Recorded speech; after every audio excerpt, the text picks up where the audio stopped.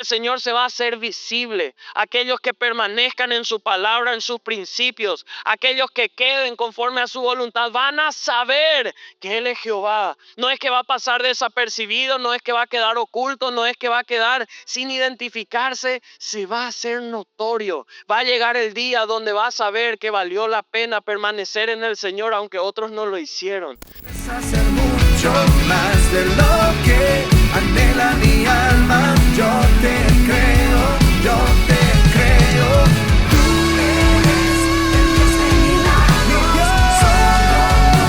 Puedes hacer mucho más de lo que anhela mi alma. Yo te creo, yo te creo. Y quiero hablar contigo este mes que estamos hablando de cimientos. Ya las semanas pasadas hablábamos de que habían cimientos correctos, pero también incorrectos. Y como hay correctos, están los incorrectos, y dentro de los incorrectos tenemos que saber que hay cimientos que sirven para construir con fuerza, con determinación algo, pero también hay de esos cimientos que son, como los que hoy queremos hablar, autodestructivos. Diccionario dice que cimientos son bases, son fundamentos que uno puede poner. El diccionario también dice que algo autodestructivo es aquello que causa la propia destrucción. La propia destrucción de una vida, de un cuerpo, puede referirse al matrimonio de uno. Hay cosas que vos haces o podés hacer que destruyen tu matrimonio, que destruyen quizá la relación con tus padres o con tus hijos, tal vez que destruyen tu futuro laboral, profesional, o sea, para toda área aplica esto. Y cavar nuestra propia caída, la realidad es que es fácil. Si vos y yo no prestamos mucha atención, si no somos cuidadosos, cavar nuestra propia caída es fácil. Lo difícil es encontrar el valor para dejar de hacer esas cosas que tal vez las fuimos haciendo habitualmente, ya pasó a ser un hábito y lo fuimos haciendo, o tal vez éramos ignorantes a ciertas situaciones que hemos hecho que hacían mal, pero tenemos que mirarlo porque si no vamos cavando cada vez más hacia adentro. La autodestrucción muchas veces es un grito que puede estar silenciado, pero acá adentro, de un alma, de un hombre, de una mujer que quizás hasta se olvidó de su valor.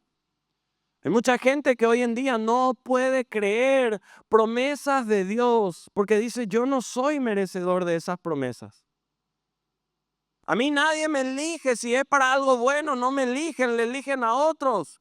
Algunos llegan al punto, los muchachos, que ni para el equipo de fútbol suplente no le eligen. Entonces dicen, ¿cómo para, verdad? ¿Cómo para grandes bendiciones?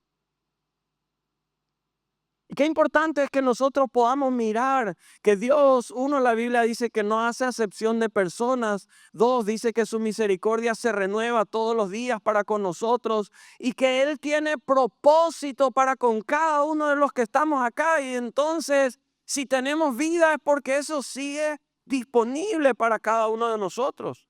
Pero ahí tenemos que mirar algo, y esta semana en nuestra guía al conquistador leíamos un capítulo, el de Ezequiel capítulo 6, de este profeta que era una atalaya del pueblo de Israel. Y ¿saben qué? Hay cosas, como él demostraba, que generan la autodestrucción de uno en diferentes áreas. Y que si nosotros no cortamos con eso, va a hacer que se destruya no solo nuestra vida, sino que si estamos en matrimonio, el matrimonio, toda área. Dice la Biblia, mira en Ezequiel 6, versículo 9, y los que de vosotros se escaparen, porque el Señor había anunciado a través del profeta que iban a ser llevados cautivos, que iban a pasar mal a causa de su pecado y de las cosas que habían hecho. Y dice, los que de vosotros escaparen se acordarán de mí entre las naciones en las cuales serán cautivos. Y ahí el Señor explica cuáles fueron estos cimientos que hicieron que ellos se autodestruyan. Dice la Biblia ahí, porque yo me quebranté a causa de ¿qué cosa? Su corazón fornicario. O sea, miren cómo la palabra menciona acá el corazón de esta gente. Su corazón fornicario, que se apartó de mí. Y a causa de sus ojos, que fornicaron tras sus ídolos. Y luego dice, y se avergonzarán de sí mismos a causa de los males que hicieron en todas sus abominaciones. Que hay una profecía del profeta contra el pueblo de Israel, el pueblo que había sido elegido, escogido por el Señor. Y nosotros tenemos que poner especial cuidado a estas palabras, porque hay gente que dice, no, yo me voy a la iglesia, entonces no voy a tener problemas. Mentira. Claro que van a haber problemas. Si alguien te dijo venir a la iglesia y terminaron tus problemas, te mintió. No es así. Ningún ser humano en la faz de la tierra está exento a todas las situaciones que puede uno vivir. Lo que uno puede tener es cimientos que le ayudan a estar fuerte, como cimientos que hacen que se desmorone todo. Y era el pueblo de Dios, pero el pueblo de Dios no hacía lo que le agradaba a Dios, y a causa de eso el Señor emitía juicio en contra de ellos. Acá dice, los que se escaparen de vosotros se acordarán de mí. O sea, Él prometió, algunos se van a escapar del cautiverio que venía, de los problemas que venían, y se van a acordar de las palabras, se van a acordar y van a estar ahí. Se van a acordar de los preceptos que violaron, de las misericordias del Señor que abusaron, de las advertencias que menospreciaron, de todo eso.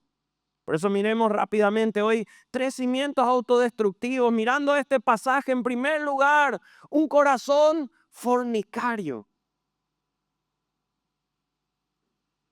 Imagínense, no es un corazón duro, como menciona otras partes en la palabra. No es un corazón de piedra, como menciona en otras partes. Tampoco un corazón destrozado, un corazón fornicario. La Biblia ahí decía, yo me quebranté a causa de su corazón fornicario. O sea, era una declaración sorprendente, comparando algo que humanamente la gente podía entender, que la gente podía darse cuenta. Bueno, esto ocurre de esa manera, comparándose a sí mismo, porque el Señor dice que Él es el esposo de la iglesia, el novio de la iglesia.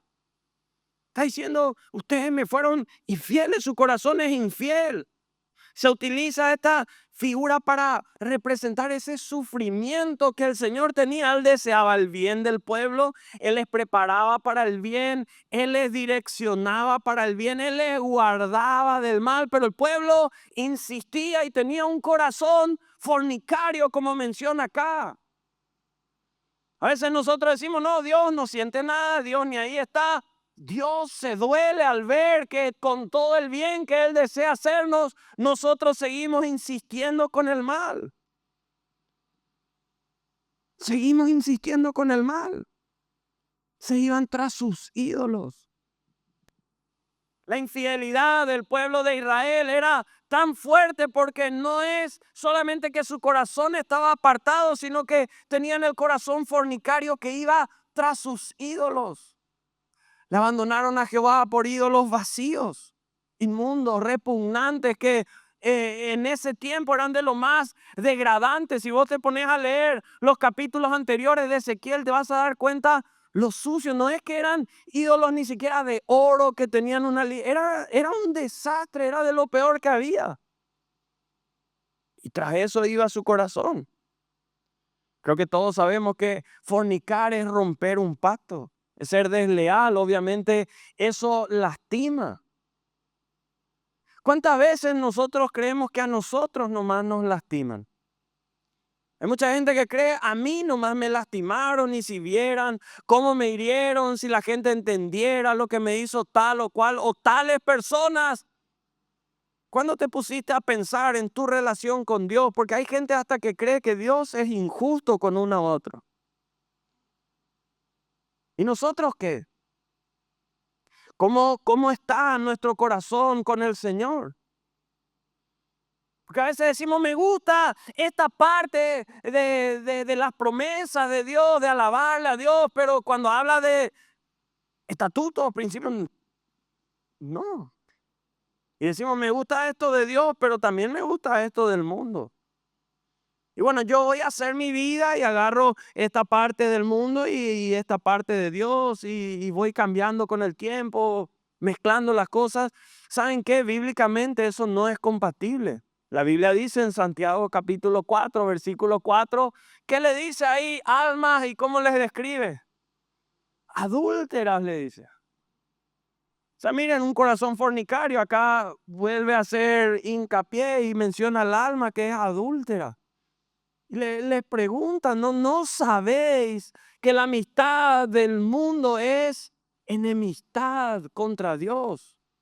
Y dice y deja bien en claro, o sea, creo que esto no hace, tal vez viniste por primera vez, tal vez si yo no entiendo mucho de la palabra, ya viniste más veces, pero mira, la Biblia dice clarito, cualquiera pues que quiera ser amigo del mundo, ¿qué se constituye? Yo creo que no hace falta, voy a ofender tu inteligencia si quiero tratar de explicar eso, es demasiado claro lo que dice ahí la palabra. Por eso es tan importante que nosotros miremos y analicemos. Dios es fiel y Él espera fidelidad de nosotros. Una de las cosas que hace que vos y yo podamos confiar a ciegas en el Señor es que Él es fiel, que todo lo que Él dijo y dejó establecido en su palabra, Él es totalmente capaz de hacer. Él sigue siendo el mismo hoy que era ayer y va a seguir siendo el mismo mañana. O sea, Él es fiel. Él no incumple sus promesas, Él no rompe el pacto.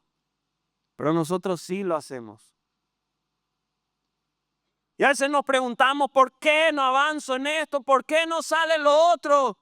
O sea que no tendríamos que preguntarnos, ¿por qué ya otra vez rompí el pacto con el Señor? ¿Por qué ya otra vez dejé de lado sus estatutos?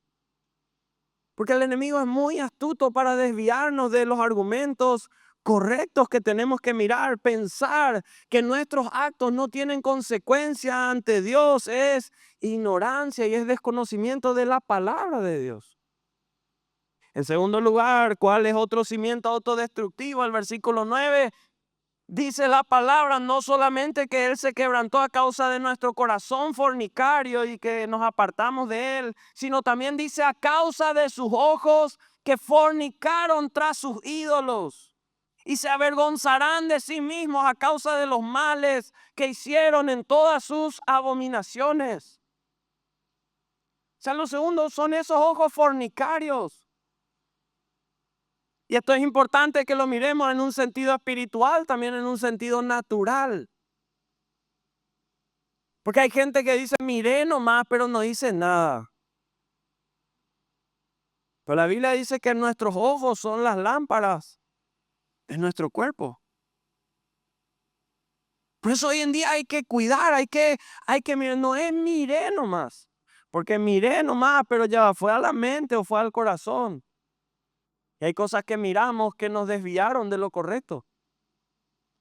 Las redes sociales son un lugar donde fácilmente podemos mirar nomás. ¿Y acaso no duele? No hace falta que ninguna esposa levante la mano ni novia, pero ¿acaso no le duele a la mujer cuando el marido, el novio está mirando a otra mujer y tal vez le da me gusta, tal vez comparte, tal vez? ¿Acaso no duele eso? O a los hombres que la mujer esté mirando, hay otros hombres y diciendo cómo quisiera que esa panza ya no sea así, como. A veces decimos, bueno, son gustos, miré nomás, ni siquiera le escribí, no. Pero la mirada, y eso ya duele. Ya hace desconfiar, ya genera, ¿y a cuántos le llevó? ¿A cuántas otras cosas más? ¿Cuánta gente que está casada y no puede salir de la pornografía? Miró, mira. Y no puede salir de eso. Alaba, puede hasta. Pero ahí adentro está luchando con esos ojos que le complican la vida. En un sentido espiritual, esta gente que está con un corazón que mira todo lo que es del mundo y quiere estar ahí, le gusta todo lo que hace el mundo y en vez de mirar lo que el Señor llama a hacer, mira lo que el mundo está desafiando a hacer. Acá la palabra dice, se avergonzarán de sí mismos. Cuando uno se avergüenza de sí mismo, yo no sé si te pasó en algún momento de la vida que te avergonzaste de vos mismo. Pero cuando eso pasa es como que vos sangrás por dentro, es como que vos te autodestruís, te condenás tan fuerte porque decís, ¿cómo pude? Te detestás profundamente por esa situación o esas situaciones. Ni siquiera hace falta que otros te condenen, vos mismo te condenás. Muchas veces la condena que te pones es más fuerte que la que cualquier otra persona te puede poner. Y eso uno tiene que mirar. Por eso, mi querido amigo, amiga, hermano, hermana, ¿qué están mirando tus ojos? ¿Por qué seguir un día más en esos grupos, por ejemplo, de WhatsApp, donde envían pornografía? ¿Por qué? No, pero una parte nomás, el resto nos reímos. Bueno, ¿cuánto agrega de valor a tu currículum estar en ese grupo, por ejemplo? ¿Cuánto más te hace ganar en el salario porque estás en ese grupo de WhatsApp? ¿Cuánto? ¿Cuánto bendice a tu familia que vos, hace una lista simple de los pros y los contras? No te das cuenta que genera desconfianza en tu casa, en los tuyos. ¿Por qué estás en grupos de chisme donde hablan mal de otros? ¿Qué tan más ungido, consagrado vas a ser por saber los males de las personas que sea que se hablen en ese grupo? ¿Qué más feliz vas a ser por eso? ¿Qué mayores ingresos vas a generar para tu vida a causa de... ¿Para qué perder tiempo con cosas que no nos bendicen? Por eso nuestros ojos son importantes. A veces nuestros ojos no aguantan mirar la palabra, pero aguantan mirar otras cosas. Y tenemos que mirar, ¿saben qué? Al pueblo de Israel el Señor les hablaba claro y directo y les decía, por estos motivos es que les va mal y va a ir peor. ¿Qué tenemos que hacer con nuestros ojos? Cuidar. Dice la Biblia que Job incluso llegó a hacer pacto con sus ojos para no pecar contra el Señor. Él llegó a hacer un pacto con sus ojos para no mirar, para no pecar con sus ojos. Decí conmigo, desde hoy voy a cuidar lo que miran mis ojos. Es demasiado importante. Yo te animo a que hagas el desafío. No va a ser fácil. Van a haber momentos que de repente vas a caer ahí en, no sé, mirar algo que no, y rápido tenés que mirar y analizar. Y tercero y último, ¿saben cuál es otro cimiento autodestructivo y que está en este capítulo? No dar a Dios el lugar de Dios. Porque Dios no puede ocupar cualquier lugar en nuestra vida. Hay un lugar que es para Dios y hay un lugar para todo en nuestra vida. Lo que decidamos, obviamente, dar lugar. Y muchos toman muy a la ligera eso. Dios no está como algunos quieren para que sea nuestro secretario. Porque algunos literalmente le tratan a Dios como si fuera su secretario. Señor, hacé pues ya eso, estoy enojando contigo, le dicen a algunos. Señor, si vos no haces, no me digas ahí al culto. Señor, si vos no me respondes esta oración, ni nunca más voy a irme a la célula. Te aviso bien. Algunos oran de esa manera. ¿Verdad? Se ríen porque algunos oraron así. Y a veces le queremos tener a Dios de secretario. Señor, anda, sella eso. Señor, y nos descontrolamos muchas veces y no le damos a Dios. ¿Y saben qué? Si a Dios no le damos el lugar que corresponde en nuestra vida, vamos a tener problemas. A veces, como alguien decía una vez, le conocemos a Dios como Salvador, pero no como Señor. Porque nosotros queremos ser el Señor o la señora de nuestra vida. Y no le queremos a Él como Señor de nuestras vidas. Dice la Biblia, versículo 1 en adelante de este capítulo de Ezequiel 6. Vino a mí palabra de Jehová diciendo, hijo de hombre, pon tu rostro hacia los montes de Israel, profetiza contra ellos y dirás, montes de Israel, oíd palabra de Jehová el Señor, dice. Así ha dicho y vuelve a aclarar Jehová el Señor a los montes y a los collados, a los arroyos y a los valles. He aquí que yo haré venir sobre vosotros espada y destruiré vuestros lugares altos. esta profecía iba dirigida primero contra los montes. Los montes representaban en un sentido geográfico la línea divisoria muchas veces entre un pueblo y otro. Ayudaban a definir la geografía de un territorio. Pero también los lugares altos eran los lugares donde se invocaba a Dios, o en este caso a los ídolos. En este caso eran centros de adoración a los diferentes ídolos, tras los cuales el pueblo del Señor había ido en lugar de estar con Dios. Eran lugares que de hecho en la Biblia, ya en Deuteronomio 7:5, ahí la palabra había dicho, tenían que ser destruidos cuando ellos iban a salir a libertad, tenían que ser destruidos estos lugares.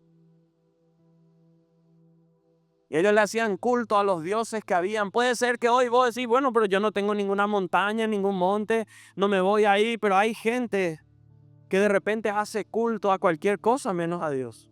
Hace culto de su cuerpo. No está mal que te cuides, si podés cuidarte todo lo que puedas, claro que sí. Hay gente que hace culto de su cuerpo. Se pasa mirando no solo una vez, todo el día. Y está bien o mal conforme le hace un culto a su cuerpo, le hace culto a su lugar de trabajo, a bienes que pueda tener, a nombre, a una posición, y cuidado con no dar a Dios el lugar que le corresponde a Dios. Ellos no le dieron el lugar a Dios en los montes, que eran lo alto, pero tampoco le habían dado lugar a Dios en lo bajo, en los arroyos, en los valles. Eso también estaba impuro. Mi querido hermano, mi querida hermana, ¿le estás dando a Dios el lugar que merece Dios en tu vida? ¿Será que Él es lo primero? ¿Será que Él de verdad es tu Señor? Que vos digas, si Dios lo dijo, yo no pongo en discusión y hago. ¿O será que cuando nos conviene le escuchamos y cuando no nos gusta le silenciamos? Y dice la palabra, versículo 8 de Ezequiel 6, mas dejaré un resto, de modo que tengáis entre las naciones algunos que escapen de la espada, cuando seáis esparcidos por la tierra. O sea, acá Dios específicamente prometió dejar un resto que iba a ser la base de la restauración, un remanente que iba a quedar porque iba a acabar el Señor con mucha gente. Hoy quiero animarte a que vos seas de aquellos que permanezcan en el Señor, que sean del remanente de Cristo, que permanezcan en sus principios, aunque los demás no lo hagan. Que vos te mantengas firme en su palabra, aunque a la derecha, izquierda, delante o detrás tuyo no lo hagan. Que no te importe qué hagan los demás, que te importe lo que Cristo dijo. Y te muevas por eso, porque sabes que en Cristo hay garantía de victoria, de bendición, de restauración, de liberación, de sanidad. Y vos y yo, eso es lo que anhelamos. Pero eso se consigue en Cristo y a través de Cristo. Y ahí tenemos que ir nosotros. Y va a quedar un remanente. Decí conmigo, yo voy a ser del remanente de Cristo. No importa cuánto se corrompa el mundo, yo lucharé por no hacerlo. ¿Saben qué dice la palabra del Señor? ¿Qué iba a pasar con los que quedaron? Miren, la palabra dice una, otra y otra vez. Y en los siguientes capítulos va diciendo otra vez. En el versículo 10 dice, y sabrán que yo soy Jehová. En el versículo 13, y les decía, y sabréis que yo soy Jehová. O sea, les hablaba de lo que iba a venir en el futuro. Y en el 14 les decía, y conocerán que yo soy Jehová. O sea, el Señor se va a hacer visible. Aquellos que permanezcan en su palabra, en sus principios, aquellos que queden conforme a su voluntad, van a saber que Él es Jehová. No es que va a pasar desapercibido, no es que va a quedar oculto, no es que va a quedar sin identificarse, se va a hacer notorio. Va a llegar el día donde vas a saber que valió la pena permanecer en el Señor, aunque otros no lo hicieron. Va a llegar el día donde vas a agradecerle al Señor con todo el corazón por ese líder de célula que te estuvo insistiendo. No vayas a desistir, seguí ahí, fuerza, seguí perseverando. Va a llegar el día donde vas a agradecerle al Señor, gracias, porque aunque sentía que tenía que dejarte, Señor, no lo hice, permanecí y hoy puedo ver tu mano poderosa. Hay veces que te van a faltar fuerzas, hay veces que te van a faltar ganas, hay veces que no vas a sentir perseverar, pero ¿sabes qué? poner cimientos correctos, garantiza que todo lo que vaya siendo levantado ahí por encima pueda permanecer con el tiempo. No hay mayor lucha que la de salvarnos del enemigo. Y por eso va a ser tiempo que conozcamos a Jehová. Este remanente tuvo que luchar. No le fue fácil. Los siguientes capítulos de Ezequiel mencionan lo difícil, lo terrible que era, lo difícil que era toda esta situación. Pero ¿saben qué? Quien se consume en su propia tormenta, olvida que también puede encontrar un refugio. Y ese refugio es Dios. Esta gente, ¿saben qué? Esta gente, ustedes van a ir viendo si leen los siguientes capítulos de Ezequiel, días difíciles, esparcidos en aflicciones, muchas veces en adversidades terribles. Puede ser que tu vida pases por un proceso. Y en ese proceso tenés que saber, ser consciente que ahí podés encontrar un refugio en medio de la tempestad, en la presencia de Dios, en la casa de Dios, en la célula, ahí donde estás, encontrar refugio. Pero ¿sabes qué? Lo lindo es, la Biblia ya menciona siempre el final de la historia, para que vos y yo sepamos. Ezequiel capítulo 36, ya estamos terminando, pero quiero que mires en la Biblia, no que yo te cuente un final feliz para alegrar. Es la Biblia, varios capítulos después, fíjense, 7, 8, 9, todos los capítulos hasta llegar al 36, donde la palabra del Señor habla. Y su capítulo mismo, en esta palabra dice la restauración futura de este pueblo de Israel al que le había dado con todo.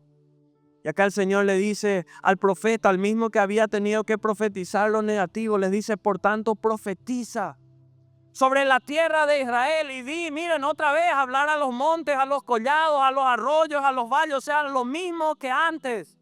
Hubo que hablar para mal, para maldecir. Ahora eso había sido sacado, había sido anulado y ahora les había dicho, así ha dicho Jehová el Señor, he aquí, en mi celo y en mi furor he hablado, por cuanto habéis llevado el oprobio de las naciones. Versículo 8 dice la palabra ahí, mas vosotros, oh montes de Israel, daréis vuestras ramas, llevaréis vuestro fruto para mi pueblo Israel, porque está cerca. Porque cerca están para venir.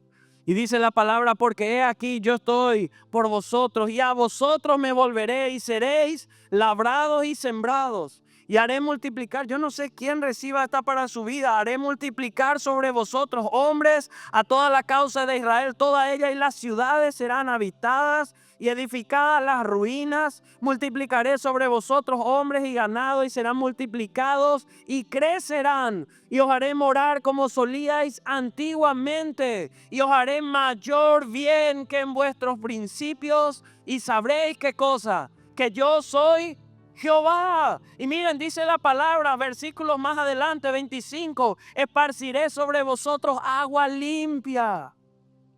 Y seréis limpiados de todas vuestras inmundicias y de todos vuestros ídolos os limpiaré. Os daré corazón nuevo. O sea, ese corazón que era fornicario, un corazón nuevo.